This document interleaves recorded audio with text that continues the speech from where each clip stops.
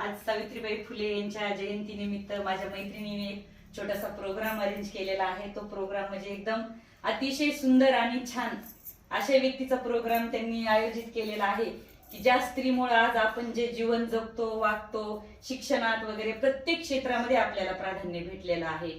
स्त्री असती कुटुंबाची शान, मात्र तिला कधीच भेटत नव्हता मान सन्मान।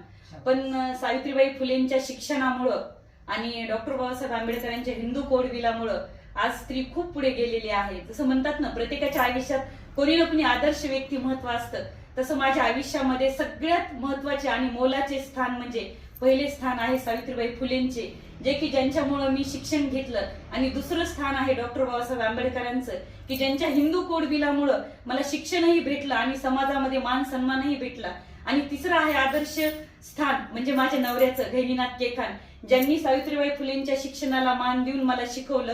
हिंदू डॉक्टर बाबासाहेब आंबेडकरांच्या हिंदू कोड बिलांमुळे त्यांनी मला कायद्याने ते सगळे अधिकार दिले। म्हणतात आई वडील हे सगळ्यात मोठे गुरु असते, पण शैक्षणिक क्षेत्रामध्ये आई वडिलांपेक्षा जास्त मोलाचे स्थान माझ्या नवऱ्याचे आहे, जे की त्यांनी मला पुढे शिकवलं। आणि ह्या दोन व्यक्तीचे आदर्श आणि त्यांचे जेवढे सावित्रीबाई फुलेंमुळे शिक्षण मला आजपर्यंतही शिकवत आहेत। आणि डॉक्टर बाबासाहेब आंबेडकर तिसरे व्यक्ती म्हणजे गहिनीनाथ केकान, जे की माझे पती आहेत आणि माझ्यासाठी ते दुसरे महात्मा ज्योतिबा फुलेच आहेत, जे की ज्यांच्यामुळे मी आज चौकट घेते, मान सन्मानाने जगते।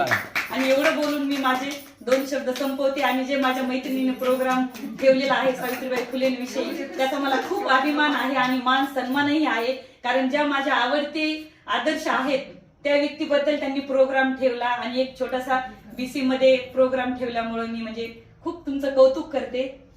आणि एवढं बोलून मग